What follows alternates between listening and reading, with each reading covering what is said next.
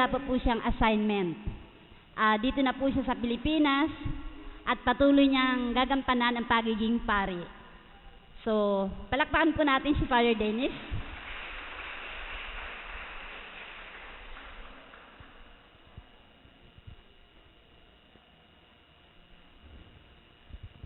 Hello.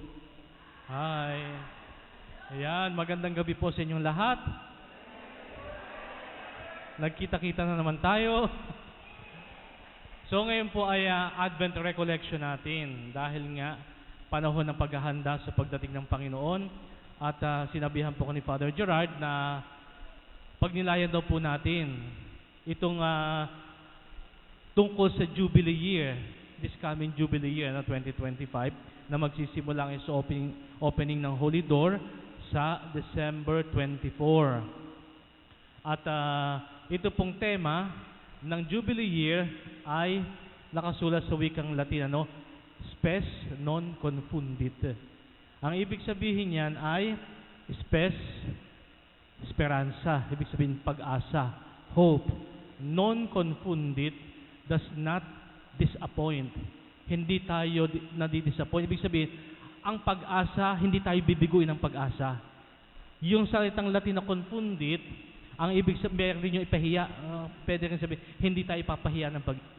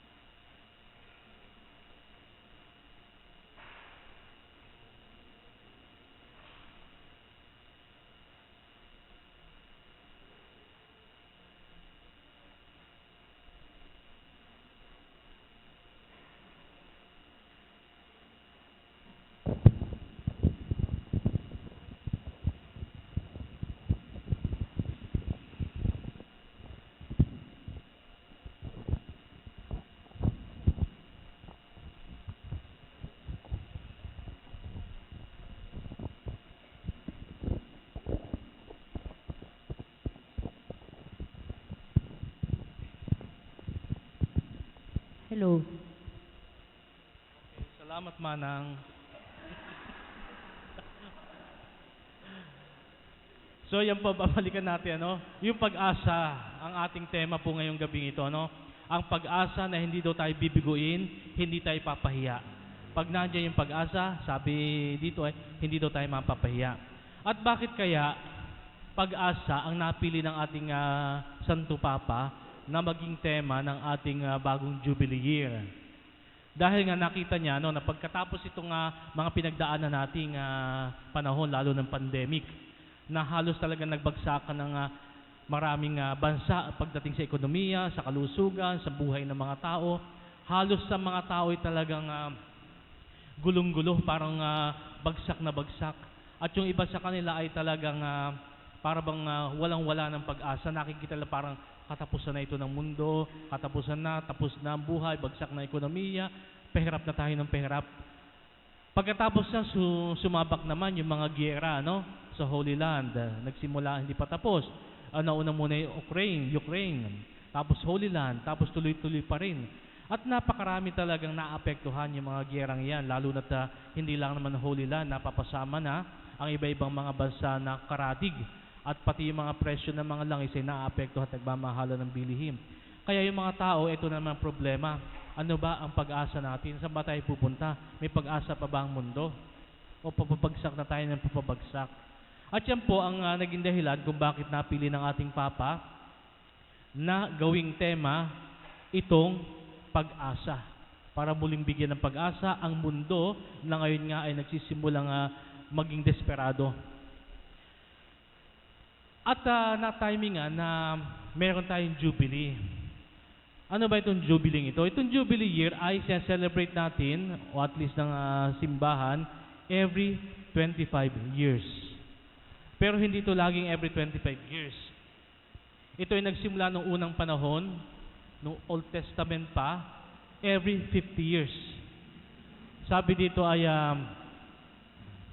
sabi ni po pala dito sa isang dokumento niya, yung document nga pinag-aaralan natin, sabi niya, ay hindi natin mabasa, masyadong maliliit. Now the time has come to a new jubilee, when once more the holy door will be flung open to invite everyone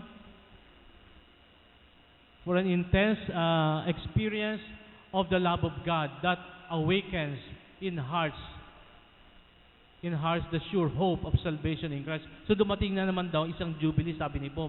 Next slide po.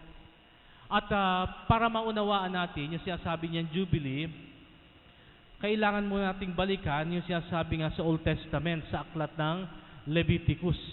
Ang Leviticus, ito sa 5 aklat ng Old Testament, ng mga batas, yung Genesis, Exodus, Leviticus. Yan, sabi dito, iniuutos sa mga tao, sabi dito ay, bibilang kayo ng 7 taon.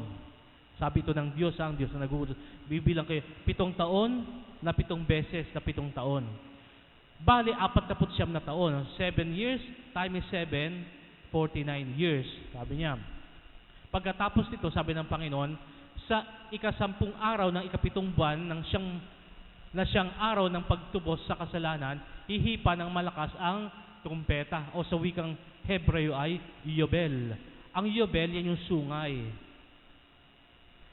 Tapos sa buong lupain, nahihipa ng trumpeta. Sa ganitong paraan, itatangin ninyo ang ika-50 taon, ipapahayag ninyong malaya ang lahat ng buong lupain. Ito ay inyong taon ng paglaya. Ang alipin ay babalik sa kanyang sariling tahanan. Ang lupaing na ipagbili ay sasauli sa dating may-ari.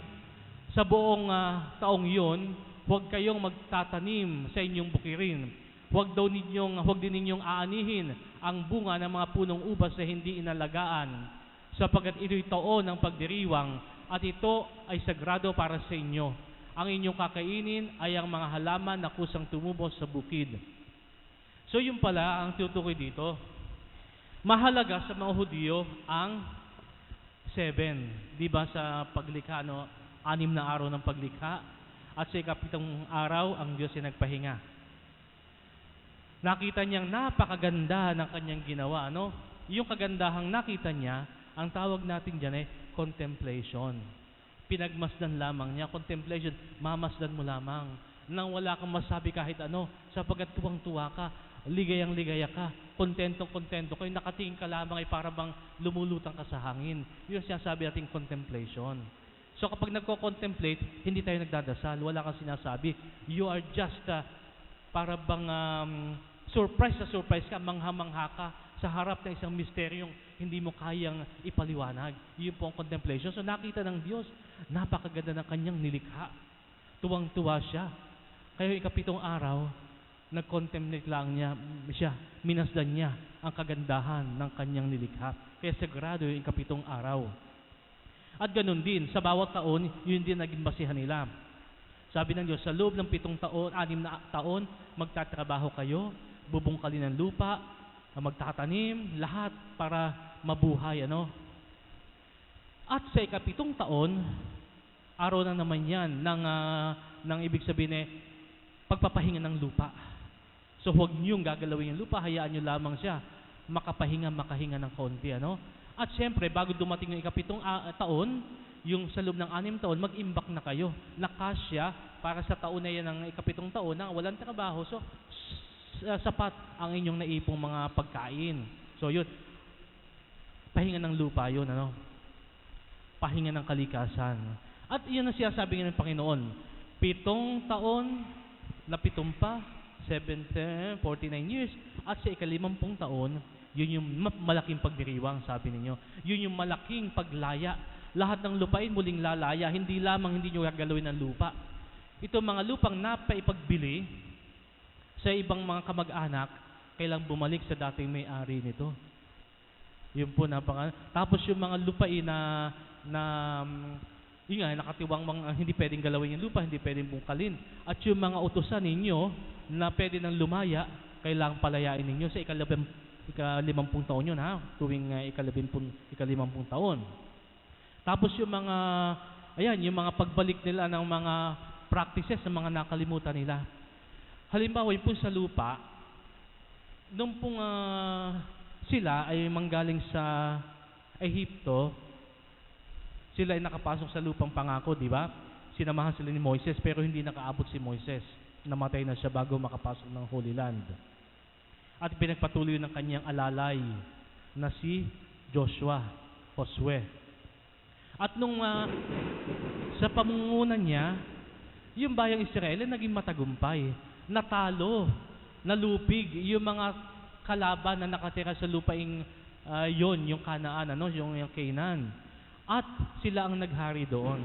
At nung masakop nila yon, hinati yung buong Israel sa 12 bahagi na kumakatawan sa 12 tribo ng Israel. So, bawat bahagi dyan, may lupain yan. Halimbawa, isang tribo ng mga anak ni Zebulon, yan lang ang lupain ninyo.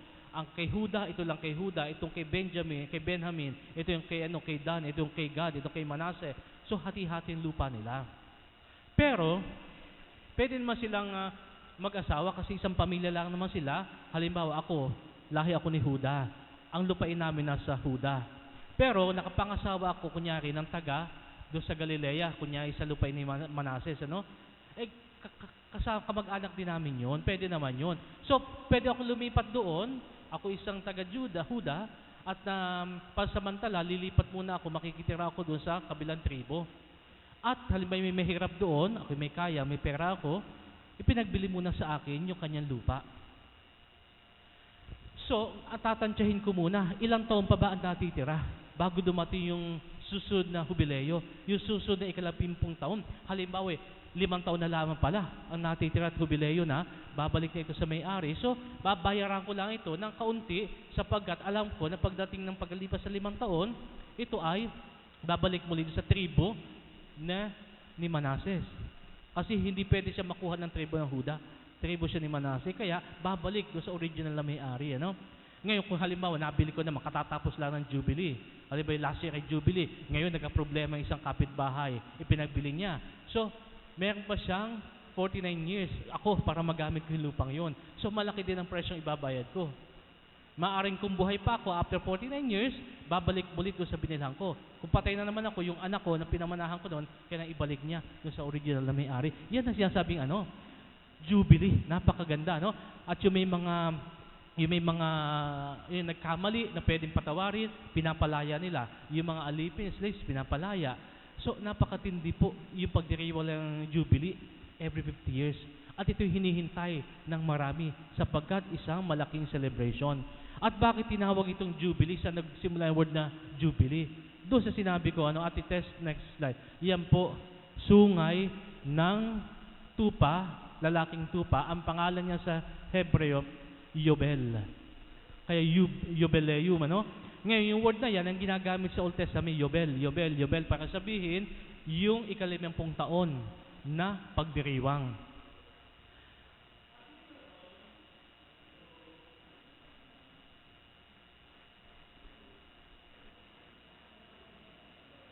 Wala po. Hello. Tapos nung, ayan, alam mo sinasabi ko, nakalimutan ko tuloy. So, eto tinawag na Yobel, yung 50 years lagi kasi nga kinuha sa pangalan sungay na siya nagpoproklama, pagsapit, solemn, ang proclamation, gagamitin mo yan kapag dumating yung 50 years na yun, Pero nung i-translate na yung Biblia from Hebrew into Greek, yung tinatawag natin Septuagint, literal na isinalin kasi sa Griego walang katumbas sa salita yung Yobel. So ginawa sa Griego, Yobelaios. So ginawang Greek pero walang meaning dahil sa halip na bang na mag-invent ng ibang salita, so Yobel sa Greek naging Yobelaios. Noon naman i-translate naman yung Greek into Latin, yung Yobelaios ginamit namang Jubileus. Kaya naging Jubileum, Jubilee, sa Latin. Eh yung Jubileum na yun ang kinuha sa English niya, Jubilee. So doon nagsimula yan sa word na Yobel. Pero ang importante dyan, yung mensahe mula sa Panginoon. Ito yung araw ng pahinga ng lupa, pahinga ng lahat, hindi mo gagalawin yung lupa, ang mga bunga niyan, ibig sabihin, mamumunga pa rin naman yan. Pero yung para sa lahat, kahit lupain mo yan, pag may mga taong gustong manguha ng mga prutas sa limbawang tumubo dyan, hindi yung pwedeng pagbawalan. So lahat ay may karapatan, kahit kapitbahay mo, kahit kaaway mo, kahit yung mga alipin mo, gusto manguha ng mga tanim na ubas at mga trigo, hindi yung pwedeng pagbawalan. Ano? Yung kusang lumagong lupa, para sa lahat yan. Ang lahat ay pag-aari ng Diyos. Yun ang kanilang konsepto. Ngayon naman, tayo mga Kristiyano, wala man tayong ganyan, sa mga Hudyo yan. Kasi tayo ay naniniwala nang dumating na ang Panginoong Jesus, every day is Jubilee. Ibig sabihin, lahat ng araw ay araw ng paglaya. Paglaya sa kasalanan, ibig sabihin paglaya sa maraming bagay. At si Jesus, ang nagdala ang tunay na kalayaan na pinadala ng Diyos. Kaya hindi natin kinailangan yung Jubilee celebration. Kaya lamang, noong year 1300s, may isang papa, ang sabi niya, bakit hindi natin ibalik yung pagdiriwang ng Jubilee na ginagawa noong unang panahon? Ito si Pope Boniface VIII ay nagsimulang ideklara yung year 1300s bilang Jubilee. Ibig sabihin talagang a year of grace. Pag pero spiritual na meaning, hindi lamang hindi mga pagsasauli ng lupa gaya ng ginagawa ng Hebrew, pero halimbawa yung mga pagpapalaya din may kasama ng mga ilang bilanggong pinalaya o kaya naman yung mga magpipilgrimage at marami kayong mga kasalanan, so patatawarin ang inyong mga kasalanan. Naging spiritual ang meaning ng Jubilee na itinatag noong year 1300s. At ang nasa isip niya, ito ay kada 100 taon. So nasa isip ni Pope Boniface ay 1300s ngayon. So idineklara every 100 years, ang susunod Jubilee is 1400s. Susunod 1500s, 1700s, 1800s. Yun ang nasa isip niya, no? Pero noong 1349, so nag-declare siya 1300s, namatay na siya. After 49 years, may isang papa, si Clement VI naman, nakita niya, naku, ang susunod 1400s pa, hindi ko ito aabutan. Kaya, noong 1349, sabi niya, paigsiin na lang natin. Sabi ng Pope Clement VI, huwag na 100 years. Every 50 years na lamang, gaya ng nakalagay sa Bible, sa Old Testament. So pumayag siya. Siyempre, aabutan niya kasi the following year, 1350, makapag-celebrate siya ng Jubilee. So 1349, itinatag niya na every 50 years na lamang. Kaya 1350, na-celebrate pa niya ang next Jubilee. Ginawa lang 50 years. Kaya yung year of 1350, yun ang pangalawang Jubilee year. Ang una yung 1300s. Ang pangalawang Jubilee year, 1350. Sumunod naman, after pagkatapos 1350, nag-celebrate ulit sila ng 1400s Jubilee. At saka another Jubilee rin ng 1450 kasi every 50 years na, celebrate na sila. Pero noong 1470, may isang papa na naman, si Pope Paul II, not John Paul II, Paul II, ay sabi niya ay naku, ang susunod na Jubilee year sa kasi ng 1470 siya, sabi niya, susunod na Jubilee sa 1500s pa. 30 years pa from now, so baka hindi pa ako buhay noon. Kaya sabi niya, ganito na lang. Gawin na lang natin every 25 years para abot ako sa 75, sa 1475. Makakapag-celebrate ako.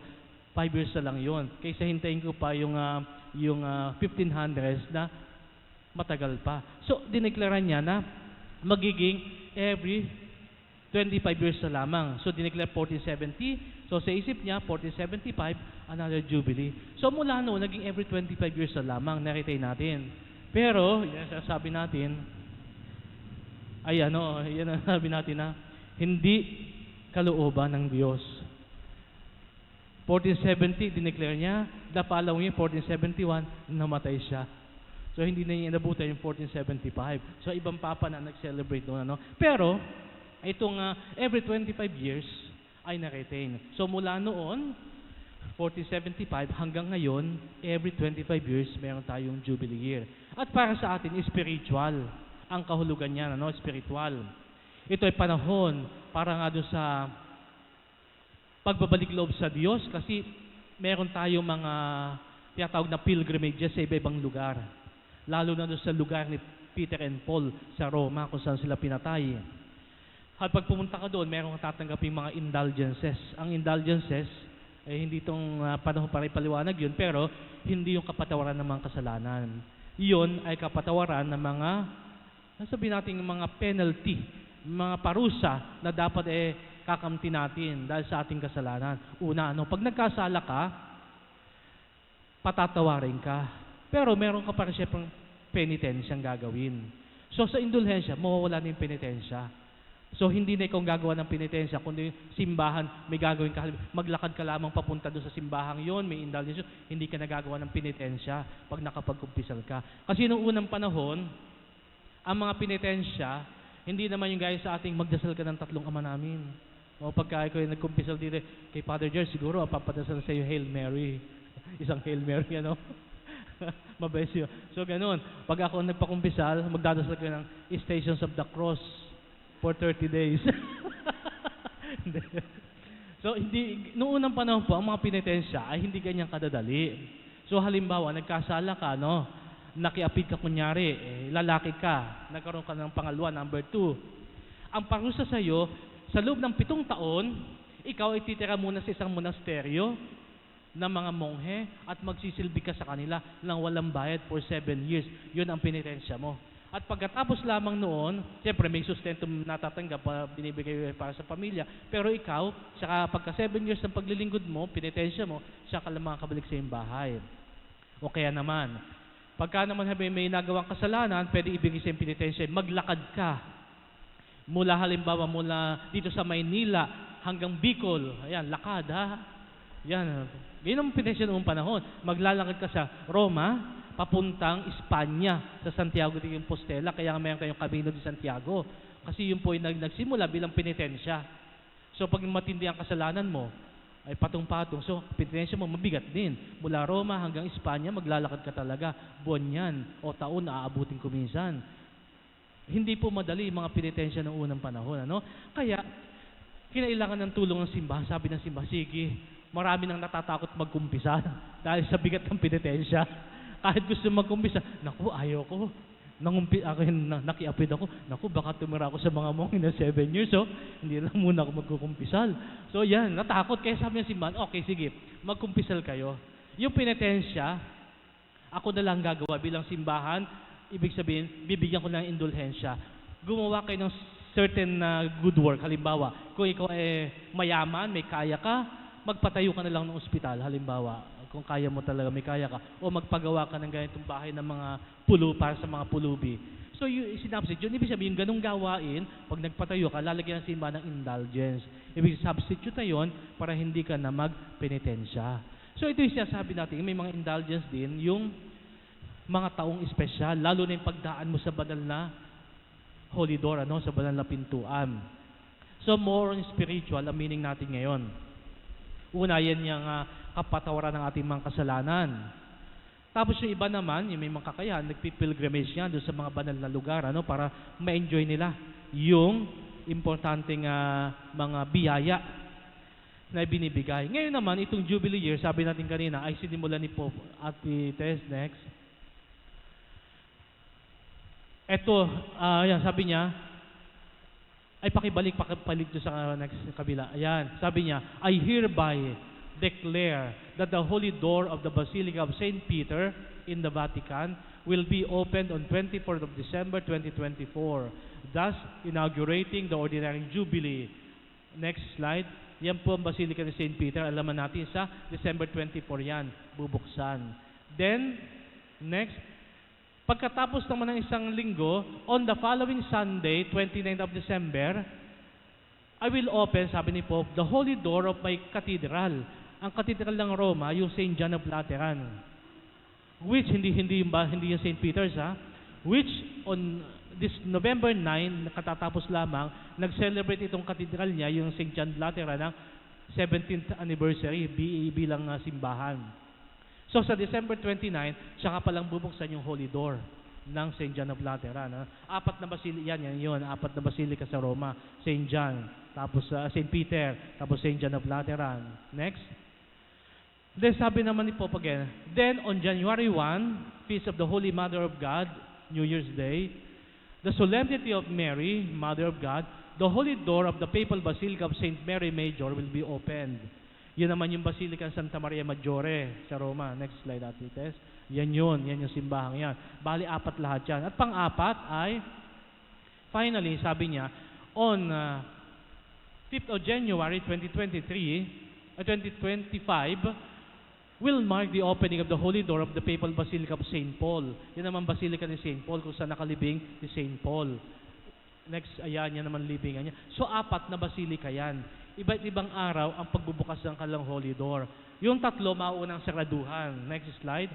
These last three, yung pahuling tatlo, yung St. John of Lateran, St. Mary Major, at saka St. Paul's Basilica, these last three Holy Doors will be closed on Sunday, 20th of December, 2025. So next year, 2025, December 28, sasaraduhan na yung tatlong yon. May matitira lamang, sabi, I further decrease that, matitira lamang yung St. Peter's, Said, I further decree that on Sunday, 29th of December, this coming December 29, in every cathedral, like sa cathedral natin, St. Andrew Cathedral, and Cook Cathedral, ang mga Cook Cathedral, yan yung mga diocese na nag-close, wala na silang bishop, pero pinag-unite na sa ibang diocese. Ang tawag doon sa simbahan yung Cook Cathedral, Cook Cathedral diocesan bishops are to celebrate Holy Mass sa solemn. The whole year will conclude in the particular church on Sunday, December 28, 2025. So, kung hindi makakapunta sa Roma, para sa apat na basilika na nasabi, ang mga dioceses sa Pilipinas, gaya natin, Diocese ng Parañaque, meron din tayong Holy Door na gaganap sa 29 ng December, bubuksan. So the ordinary Jubilee will conclude itong taon na ito ng Jubilee natin with the closing of the Holy Door of St. Peter's Basilica sa January 6, 2026. So yung St. Peter's, unang binuksan, kasi nga yun ang libing ng St. Peter, yung successor ni St. Peter, nandun ba din St. Peter, yun din ang ng mga Pope, kung saan bilang successor ni St. Peter, sila yung mga Papa, siya yung unang bubuksan, huling sasaraduhan. Pag sinaraduhan sa January 6, yan na yung conclusion ng Jubilee year. So, yun ang mga mensahe nitong panahon ng taong ito, Ibinase ni Papa, ni Pope Francis, yung mensahe ng pag-asa dito sa sulat ni San Pablo sa mga taga-Roma, na kapag daw tayo ay puspos ng Espiritu Santo dahil sa pananalig natin kay Kristo, si Kristo mismo ang nagbibigay sa atin ng pag-asa. At yung pag-asa ang binibigay ni Kristo, kailanman ay hindi tayo bibiguin. Napakahalaga po ng salitang pag-asa sa ating buhay, Yan yung yung bagay na lagi natin sinasabing habang may buhay, may pag-asa.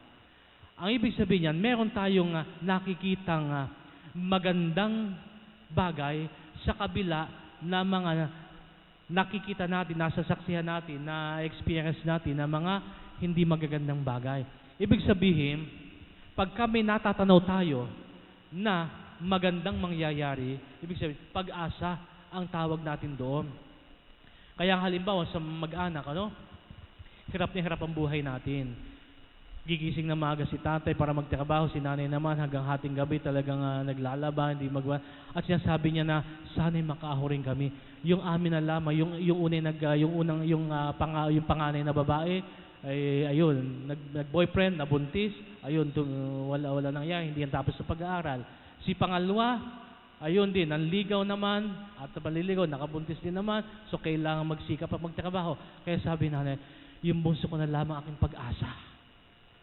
So hanggat hindi niya nakikita nga nakabuntis, nabuntis yung bunsong yun, nakikita niya bilang pag-asa. May natatanaw pa siyang magandang bukas, kahit 1% lamang yun. humahawak siya doon sa 1% na yon. Dahil nakikita, ito maaaring magbibigay ng magandang kinabukasan. At yun po siya sabi dito, ng Diyo, sa sulat ni Papa, no? Dapat tumanaw tayo sa malayo. At makita natin doon sa malayong yon, ang kamay ng Diyos sa kumikilos. Sapagkat kung titingin lamang tayo sa mga kahirapan na nakapaligid sa atin, sabi niya, babagsak at babagsak ang ating mundo. Iisipin natin na katapusan na ng buhay natin, wala tayong pag-asa, wala tayong mararating. Puro kahirapan na lang sa paligid natin. Sabi niya, tanawin natin yung magagandang bagay. Sapagkat sa likod noon, nandun yung pangako ng Diyos. At next at yung pangakong yun, unang-una, ang nilalaman nito, kaya siya sabi natin bilang Kristiyano, na yung pag-asa is theological virtue kasama ng pag-ibig at pananampalataya, tatlo sila. Kasi ang unang-unang nilalaman niyan ay ang Diyos. Ang unang-unang object ng ating inaasahan ay ang Diyos. Marami tayong inaasahan. Pwede kang umasa sa iyong anak, pwede kang umasa sa iyong trabaho, na sa iyong trabaho mong iyong magtagal, pwede kang umasa sa kabuhayang konting naiwan. Yan yung mga inaasahan natin na magbibigay sa ating magandang buhay. Pero lahat yan lilipas. Lahat yan hindi magtatagal. Kaya sabi ng ating katekism, ang huling-huling pag-asa natin na dapat ating tanawin ay ang Diyos, sapagkat siya ang ating maging hantungan. Kaya yung ating pananaw, dapat sa Kanya nakatuon. Na ano man ang gagawin natin, ay lagi nakikita natin ang Diyos, halimbawa maglilingkod ka dito sa simbahan, ano? Ang paglilingkuran mo unang-una ay ang Diyos. Siya ibig sabihin, ginagawa mo yung bagay na yan, hindi dahil sa mga kasama o sinabihan ka ng kasamang pakilipat yung kandila dito. Hindi. Yung ginagawa mo yung kahit iniutos yun ng coordinator o ng kasama, yun ay ginagawa para sa Diyos at nakikita na ng Diyos yung pagsisilbi natin. Kaya tayo nagpapakababa ng gayon, ng gano'n na lamang, ay dahil nga sa pagmamahal natin sa Diyos. Nakikita natin na umaasa tayo na dahil sa maliit na bagay na ginagawa natin ito, napapaglingkuran natin ang Diyos. Kaya nga tayo nagdadasal. Hindi pa naman natin nakausap ang Diyos, pero umaasa tayo na yung ating araw-araw na pagdadasal ay mapakinggan ng Diyos. Kung hindi man ngayon ibigay yung tugon sa aking dasal, umaasa ako na maaaring bukas sa makalwa, ibibigay ito ng Diyos. Kayo hindi dapat mawala yung pag-asa ngayon, ano? Hindi lang ito basta pananampalataya. Ang pananampalataya, naniniwala tayo. Pero yung pag-asa, alam natin na ito'y gagawin ng Diyos. Dahil ang Diyos ay mabuti. Hihintayin ko lamang yung moment na yun, yung oras kung kailan ipagkakalob ito ng Diyos. So ito po yung pag-asa. No? May mga pangako ang Diyos at yun ay tutuparin niya sa tamang oras. Next atin. Next na lang. I-forward na lang natin. Forward.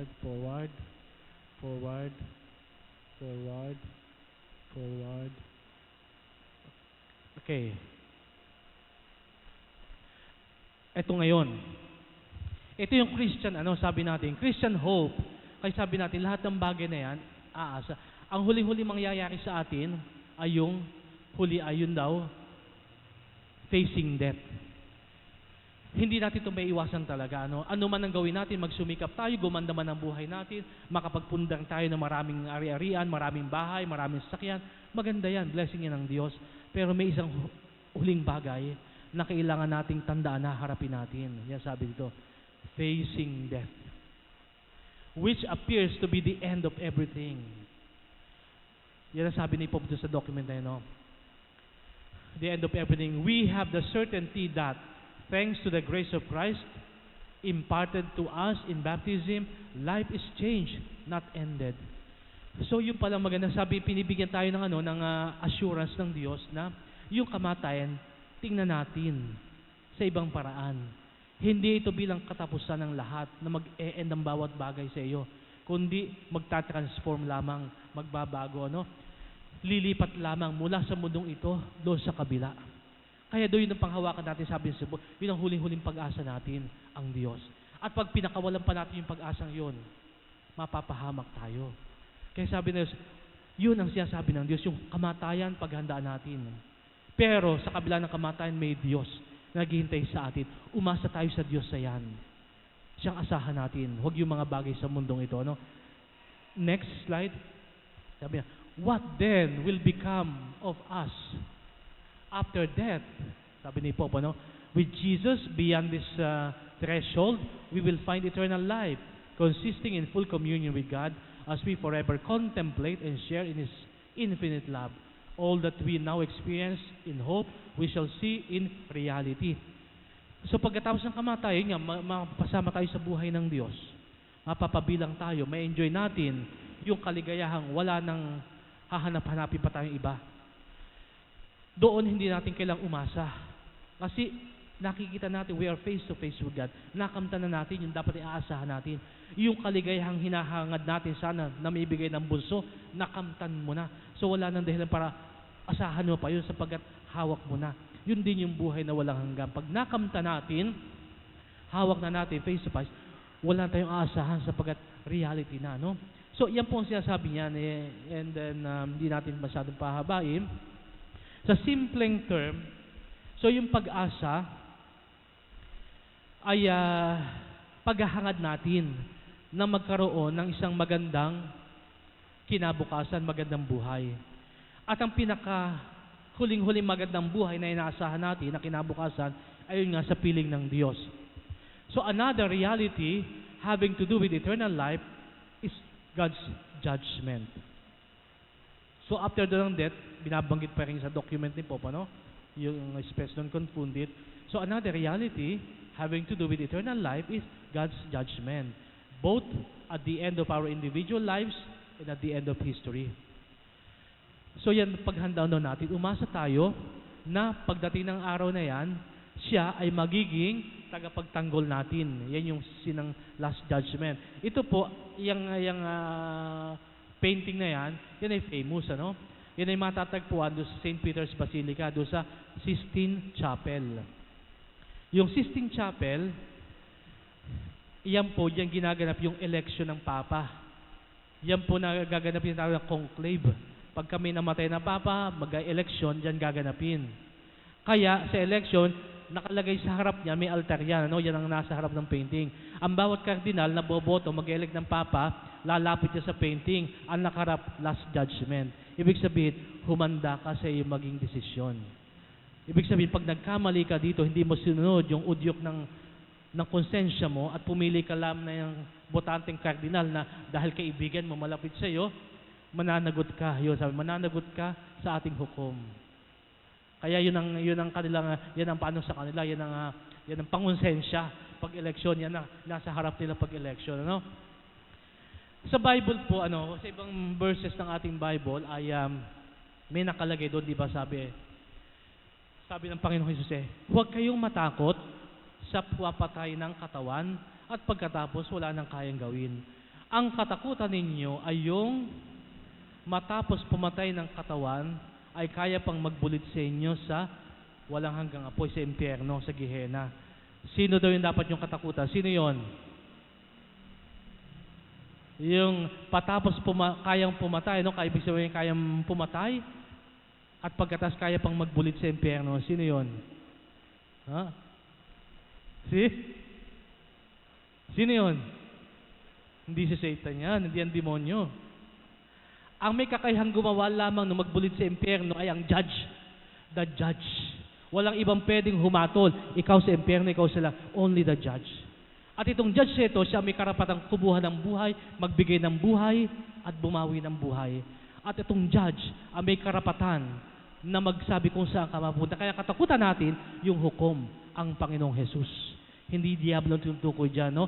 Kung matatakot tayo, huwag doon sa kaya pumatay lang ng katawan, kundi yung pwedeng kumuha ng buhay natin, at the same time, pwedeng magsabi kung saan ka mapupunta. Makipagkasundo tayo sa Kanya, habang malayo pa daw tayo sa ating labanan, para hindi tayo maakusahan o mahatulan ng judge. Kaya ito sa lugar, sa mundo po natin, binabanggit rin ni Pope sa kanyang document, yung, yung mga Eucharist, yung presence doon ni God, ano? Kaya sabi natin talaga na si Kristo ay present. Ngayong Advent season, ay ginugunita natin ang dalawang pagdating ng Panginoon, di ba? Yung una, yung pagdating niya nung siya nagkatawang tao, yung Pasko, at ang pangalawa, yung kanyang muling pagbabalik. Pero sa pagitan ng dalawang pagbabalik ni Kristo, yung pagdating niya, dalawang pagdating niya, meron pang mga coming, yung sabi Saint Bernard of Clairvaux, meron pang pangatlo, at ito yung nasa pagitan ng dalawang pagdating ni Kristo. At ito ngayong araw-araw niyang pagdating sa buhay natin. Una, sa pamamagitan nga ng Eucharistia, na-encounter natin si Christ, nakakatagpo natin siya sa pamamagitan ng banal na misa. Si Kristo, na tinatanggap natin sa komunyon, sa anyo ng tinapay, siya rin yung magiging judge pagdating ng araw. Kaya huwag natin baliwalain yung tinatanggap natin si Kristo. Huwag natin lalapas tanganin, kasi pag dumating yung oras na yon, na pagharap natin sa Kanya, sabihan, huwag natin isipin na iba si Jesus na hukom sa end of the world at iba rin si Jesus sa Eucharist. They are just the same Jesus. Pag kilala ka ni Jesus, malapit ka sa Kanya sa misa, sa Eucharist, pagdating ng araw na nasa harap niya tayo, kumakatok sa pintuan ng langit, sige, tatakpan na lang niya yung mata niya sa ating mga kasalanan, sasabihin, pumasok ka, halika. Yan po, yan sinasabi natin. At sinasabi rin niya na, ayan nga, makipagkasunod tayo sa Kanya habang nasa mundong ibabaw pa tayo. Siya yung tatanggapin natin sa Eucharistia. Yan ay si Jesus na buhay na buhay. Pasabi pa Saint Bernard, siya ay dumadating sa buhay natin araw-araw sa pamamagitan nga ng Kanyang salita.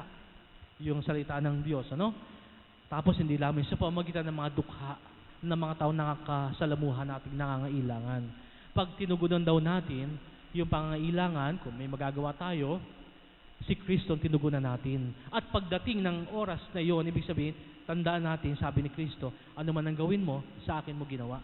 Kaya pagdating ng judgment, yun ang babalikan ng Panginoong Jesus. Nagkita tayo dyan sa kalsada ng San Roque nung araw na yon, hindi natin matandaan. Ako'y gutom na gutom at humingi ako sa ng tubig. Sa last judgment, babalikan lahat yon ng ating Panginoong Jesus. Kung ano yung ginawa natin dito, kung paano natin siya tinrato sa pamamagitan ng mga dukha na nakasalamuhan natin, yan ay pagtrato sa Kanya sa kabila, sa ating paghukom. Yan po ang simple mensahe ng ating banal na Papa sa pagbibigay ng pag-asa. Tumingin tayo sa malayo, umasa, huwag nating hayaang maapektuhan tayo ng mga kaguluhan sa mundong ito, ng mga problema, lahat ito lilipas, lahat ito kukupas, ang hindi lang magbabago, yung ating Panginoon. Lagi siyang nandyan. Whether we like it or not, haharap at haharap tayo sa Kanya. Ganyan yung kamatayan. Kahit ayaw mong mamatay, hindi mo matatakasan yung kamatayan. Pagtanda, kahit ayaw mong tumanda, kahit maglagay tayo ng kung ano-anong pampabanat at kung ano-anong mga pampakulay ng mo, tatanda tayo, hindi mapipigilan yan. May mga bagay na whether we like it or not, mangyayari at mangyayari. Yung pagharap sa Diyos, whether we like it or not, mangyayari yan. Kaya ang sabi din, maging handa. Panahon ng Adbyento, paghandaan natin, haharap tayo sa Diyos. Kaya po, hilingin natin sa Panginoon na ihanda niya ang ating mga puso. Kaya kahit man lamang sa pagdating ngayong Kapaskuhan, kung may mga kailang ayusin, patagin sa ating puso, sa ating relasyon sa ating kapwa, sa ating mga kasama, may mga kaunting hidwaan, mga tampuhan, mga samaan ng loob, tanggalin natin, alisin natin, sapagkat hindi makakapasok ng maluwag ang ating Panginoon kung bako-bako ang dadaanan niya sa ating puso. Kaya ito po, simpleng paanyaya sa ating ngayong ating Advent Recollection, paghanda ng ating Panginoong Jesus. Umasa na makakatagpo natin siya pagdating ng araw. Hanggat hindi pa dumarating yung oras na yon, kumapit tayo sa Kanya, magtiwala, manalangin, at manatiling gising. Sapagkat whether we like it or not, magsusumamo tayo sa Kanya, at kung kilala niya tayo bilang Kanyang mga anak, tatanggapin niya tayo sa Kanyang makalangit na kaharian. So yan lang po ang ating simpleng pagninilay ngayong gabing ito. Meron bang animation bago tayo mag-concluding prayer?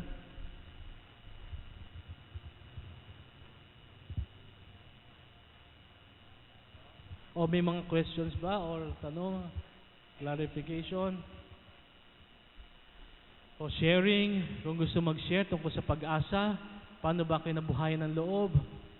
May mga dumaambang kabiguan sa buhay nyo na kala nyo hindi nyo malalampasan, na dahil sa tulong at grasya ng Panginoon ng ibang tao, nalampasan ninyo. Yan, pwede nyo i-share kung gusto ninyo. Sister Manang.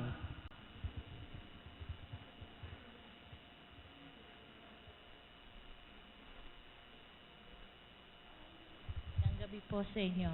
Ang isi-share ko po, nung ako po ay dalaga pa. Hindi naman po masama magmahal, di ba po? Hindi masamang magmahal. Pero po, ang pagmamahal na dumaloy sa akin ay ibang klase. Kasi po, ang minahal kong lalaki ay hindi pala tama sa akin. Kasi nagmahal ako sa kanya, minahal ko siya. Nung mabuntis po ako, alam mo sabi niya sa akin, ay may kilala akong doktor, palaglag natin. Sabi ko sa kanya, ba't ipalalaglag? Anong malay nung bata na ginagawa natin siya? Ha? Lahat po ng mo, binigay ko sa kanya. Sabi ko, kung kaya mo ko ipagpalit sa 10, kaya rin kita ipagpalit sa 20. Sabi ko gano'n. Anong malay ng bata sa ginagawa natin? Huwag gano'n. Kasi, mahal kita mahal mo rin ako. Dapat, di ba? Ganun lang po. Pero sa awa po ng Panginoon, hindi po ako nawala ng pag-asa. Hindi ko po naisip na ipalaglag ang bata ko. Kasi mahal ko po yung anak ko. Mahal po yung sa akin. Yun lang po ang isi-share ko. Salamat, Sister Annabel. Thank you. Meron pa po bang gusto mag-share? Sige.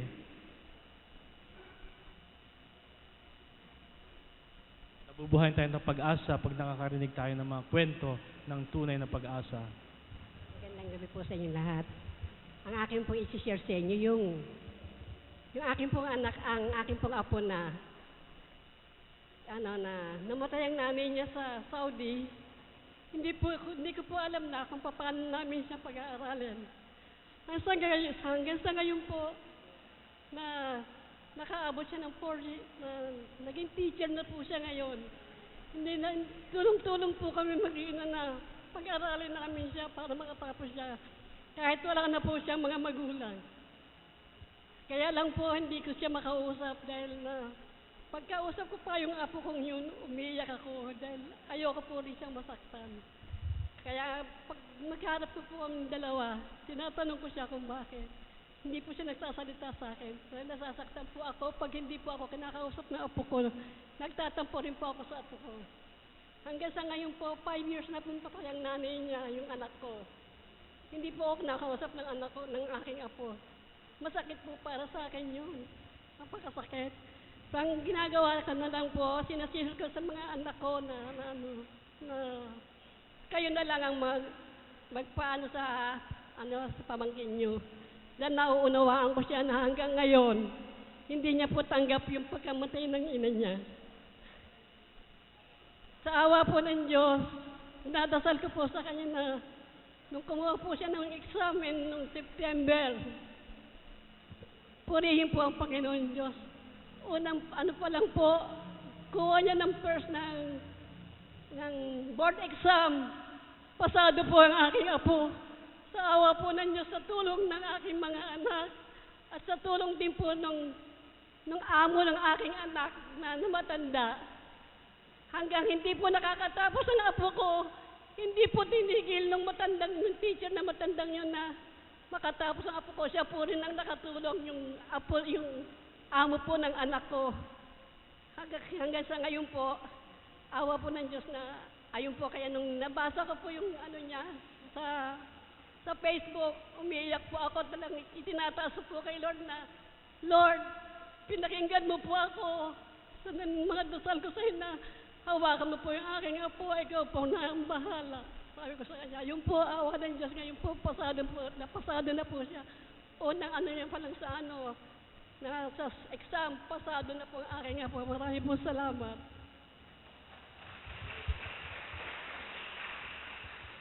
Meron pa po ba? Sa mga kabataan natin, sa mga youth, baka may gusto mag-share ng inyong hope, experience. Buhay na buhay ang inyong pag-asa, di ba? Halimbawa, gabi, magseset ng alarm clock. Bakit? Sigurado bang magigising tayo bukas? Pero yung pagseset ng alarm clock, ibig sabihin pag-asa yun, na bukas, magigising pa ako, di ba? Yun, palatandaan yun ng pag-asa. Oh. Meron pa? Wala na? Okay.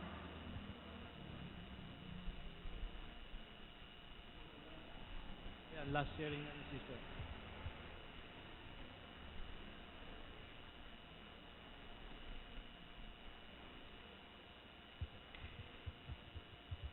Magandang gabi sa inyo lahat. Ang isi-share ko po yun, namatay kong anak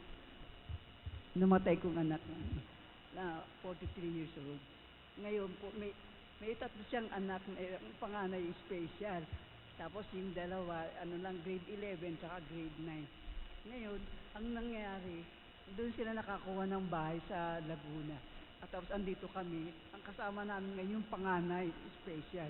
Ang inaano ko, siguro talagang sa tulong at sa pasasalamat ko sa Panginoon, hindi kami pinababayaan kasi yung isa kong anak na bunso na nasa Canada, kahit pa paano nakakatulong sa amin. At ang inaano ko, hindi ako nawawalang pag-asa kasi ang aking may sitwasyon na 1979 ako na aksidente.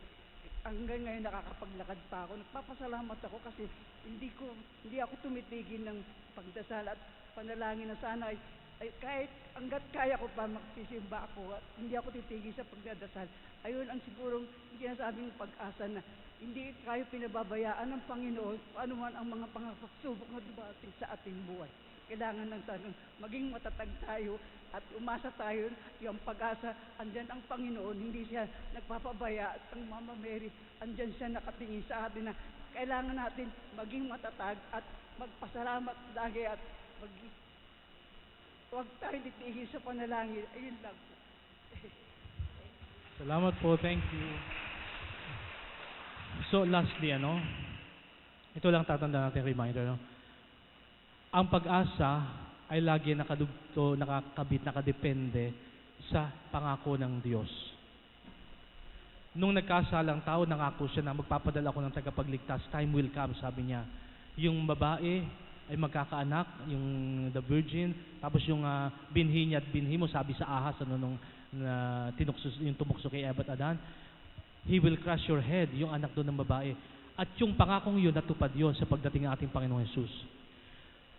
Yung coming niya ay fulfillment yun ng unang pangako ng Diyos. Nung siya ay umalis naman, pagkatapos may pangako siya sa atin, buhay na walang hanggan. At hindi lamang yon, sabi niya, I will be with you until the end of time. So yun ang mga pangako ng Diyos na dapat natin manghawakan. Umaasa tayo na makakarating tayo sa langit, makakamtan natin buhay na walang hanggan dahil pinangako ito sa atin ng Diyos. At ang Diyos, pag nangako, ginagawa niya. At hindi lamang basta ginagawa, nagpo-provide siya ng mga paraan, yung mga means para makuha natin yon. Hindi siya yung tipo na para bang kunyari ay nagbabasketball, Pag may shoot pa ng bola, tatanggalin niya bigla yung ring, ililipat niya para hindi ka makashoot. Hindi po ganun ang Diyos, Pagka tutulungan ka niya para marating yon, nangako siya, gagampanan niya yon. Nangako siya, paliligayahin niya tayo, buhay na walang hanggan, kaligayang walang hanggan. Isasama niya tayo kung nasaan siya, lahat yun gagampanan ng ating Panginoon. Gaganapin niya, gagawin niya. Umasa lang po tayo na hindi tayo pababayaan ng Diyos, Kaya po, sige, i-conclude na natin ang ating recollection. Unless si Father Gerard may gustong mensahe sa ating meron. Okay. So yung pong attitest yung prayer natin, kaya lang hindi mababasa, So tumayo po tayong lahat at ating dasalin kung nababasa nyo yung ating concluding prayer. In the name of the Father, and of the Son, and of the Holy Spirit, Lord Jesus Christ, through your cross, you have taught us the true meaning of hope.